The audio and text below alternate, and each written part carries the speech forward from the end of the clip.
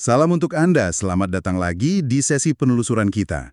Hari ini nih, kita mau bahas satu HP yang baru banget masuk Indonesia, namanya Infinix Hot 60i. Kita udah kumpulin info-info dari Anda soal HP ini, tujuan kita sekarang, bedah tuntas spek utamanya apa aja, terus harganya gimana di sini. Soalnya kan baru rilis Juli 2025 kemarin. Oke, yuk kita langsung lihat infonya. Siap, kita coba lihat ya detail teknisnya, terus kita artiin deh angka sama fitur itu jadinya gimana buat pengalaman Anda pakai sehari-hari. Fokus kita memang spesifikasi sama harga nih. Oke, pertama soal waktu rilisnya. Infinix Hot 60i ini kan resmi di Indonesia Juli 2025 ya. Benar-benar masih hangat lah di pasar. Nah, dari speknya, apa nih yang paling kelihatan nonjol? Kita mulai dari layar dulu deh, yang paling sering kita lihat. Datanya bilang layarnya IPS LCD, ukurannya 6,7 inci. Resolusinya HD+, 720 dikali 1600 pixel. Tapi ada dua hal nih yang agak beda. Pertama, refresh rate-nya disebut 120 Hz. Terus tingkat kecerahannya katanya bisa sampai 700 atau 800 nits. Tinggi juga ya. Betul banget. Nah, kombinasi refresh rate 120 Hz sama resolusi HD+ ini emang gimana ya, pilihan unik dari Infinix. Biasanya kan 120 Hz itu pasangannya Full HD+. Mungkin ini biar harganya bisa ditekan tapi tetap ngasih satu keunggulan. Scrolling jadi halus banget, beda lah sama 60 Hz atau 90 Hz. Resolusi HD+ emang standar sih di harga segini. Tapi kecerahan sampai 800 nits, wah itu bagus banget. Buat di luar ruangan, di bawah matahari, pasti masih kelihatan jelas layarnya. Jadi kayaknya prioritasnya di situ, mulus sama terang. Oh gitu. Jadi ngorbanin sedikit ketajaman demi mulus dan harga ya? Oke. Lanjut ke mesinnya nih. Chipsetnya pakai MediaTek Helio G81 Ultimate. Fabrikasi 12 nanometer. Ada skor Antutu juga disebutin, kisaran 260.000 sampai 280.000. Ini artinya gimana buat performa? Cukup nggak? Nah, Helio G81 Ultimate ini sebenarnya pengembangan dari seri G8X yang emang buat kelas entry ke menengah ya. Fabrikasi 12 nanometer ya standar lah, cukup efisien buat kelasnya. Skor Antutunya segitu, 260-280 ribu, itu nunjukin performa yang ya oke lah. Buat harian, buat sosmed, chatting, nonton video, browsing, game-game ringan sampai menengah mestinya lancar.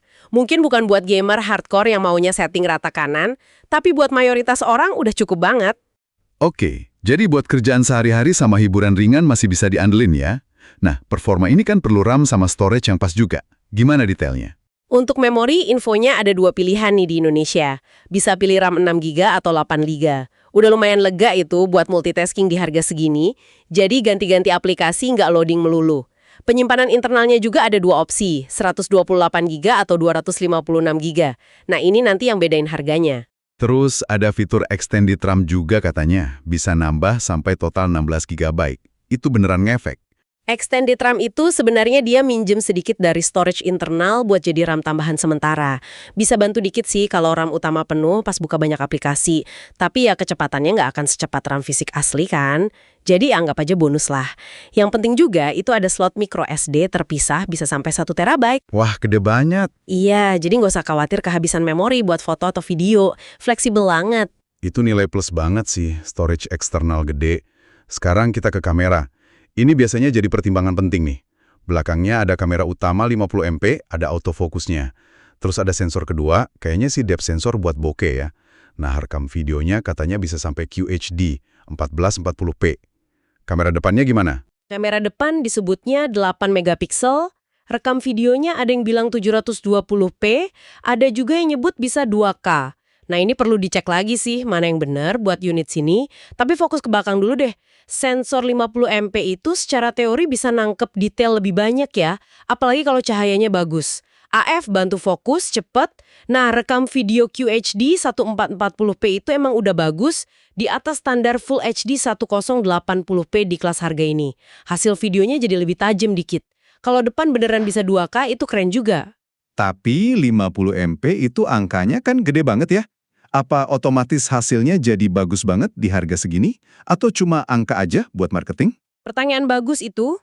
Resolusi gede emang potensi detailnya bagus, tapi hasil akhir foto itu kan banyak faktornya. Ukuran sensor, kualitas lensa, terus yang penting banget itu pemrosesan gambarnya di software. Jadi 50 MP itu modal amal yang oke. Tapi hasil aslinya ya perlu dicoba langsung. Kadang HP yang MP-nya lebih kecil tapi softwarenya bagus, hasilnya bisa lebih oke. Tapi ya tetap aja, 50 MP sama rekam QHD di harga segini udah tawaran menarik. Oke, paham. Emang banyak faktor ya. Kita pindah ke sumber dayanya nih, baterai. HP kan nyawanya di sini. Kapasitasnya 5160 mAh, LiPo. Ada fast charging 45 watt. Klaimnya lumayan gila, 50% cuma 24 menit. Tapi ada klaim yang lebih wah lagi. Baterainya tahan 5 tahun atau 1800 siklus cas.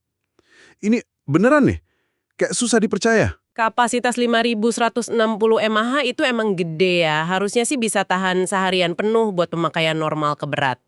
Nah, cas 45 watt itu juga kencang banget buat HP di bawah 2 juta. Setengah baterai kurang dari 30 menit itu ngebantu banget. Soal klaim 5 tahun atau 1800 siklus, ini dia. Ini memang ambisius banget. Jadi selling point utama kayaknya. Biasanya kan baterai LiPo itu mulai kerasa turun performanya setelah 2-3 tahun atau sekitar 500-800 siklus. Jadi ini klaimnya hampir 3 kali lipat dari normal ya? Ada penjelasan teknisnya nggak sih? Kok bisa gitu?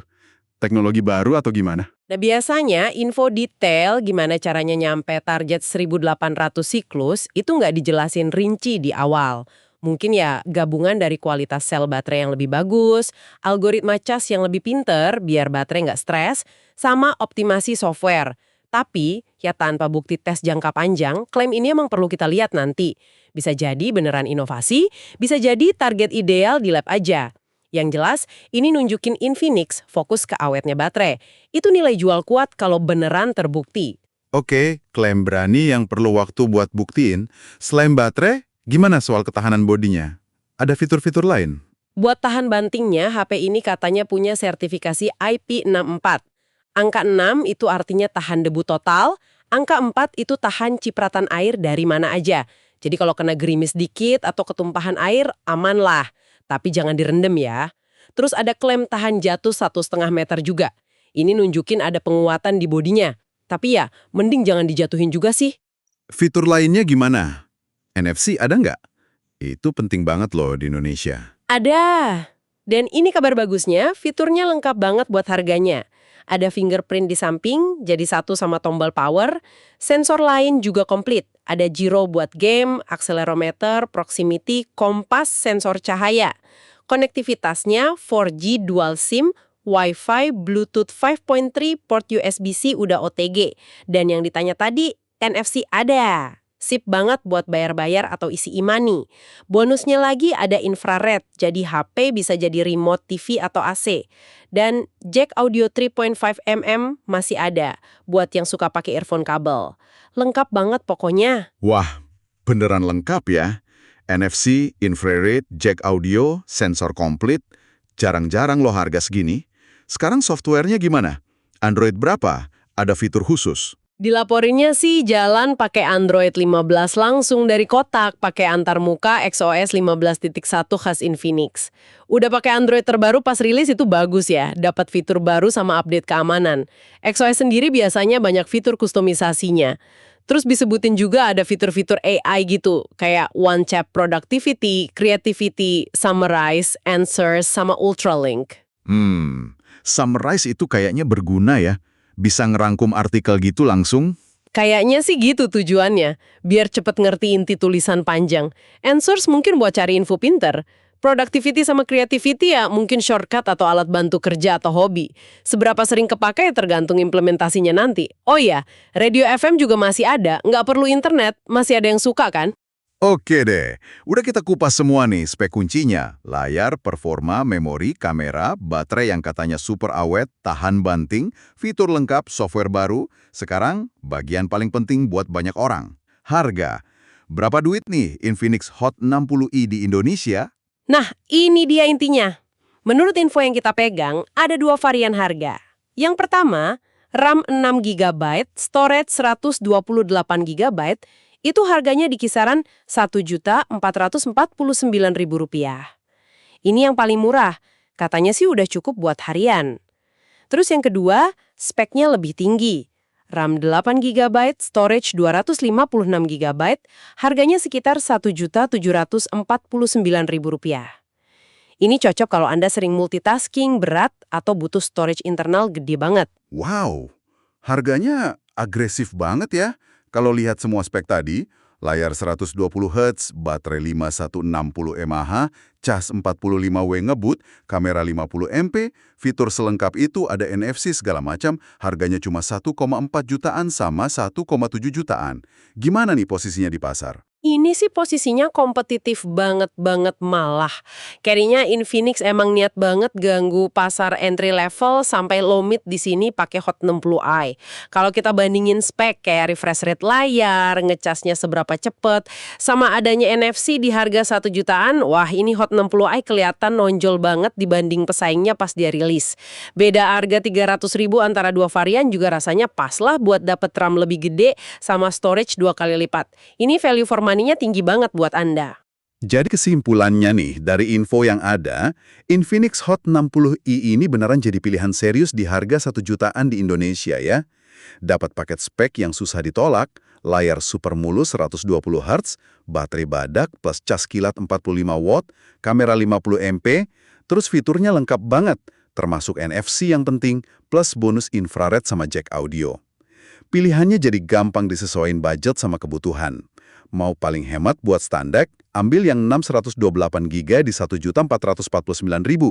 Kalau butuh lebih buat multitasking sama nyimpen banyak file, nambah 300.000 ke 8.256 di Rp1.749.000, kayaknya worth it banget. Iya bener banget. Nah sebagai penutup nih, mungkin ada satu hal yang bisa Anda pikirin lagi soal klaim baterai 5 tahun atau 1.800 siklus tadi. Coba bayangin deh, kalau klaim ini beneran kejadian di pemakaian Anda, apa ini bakal ngubah cara Anda ganti HP? Apa HP yang baterainya awet 5 tahun bikin Anda jadi malas upgrade, meskipun ada model baru yang lebih canggih? Terus gimana dampaknya kalau banyak HP murah fokus ke awet banget kayak gini ke pasar HP nantinya? Ini pertanyaan menarik sih buat dilihat ke depan. Wah, iya juga ya. Pertanyaan yang bikin mikir.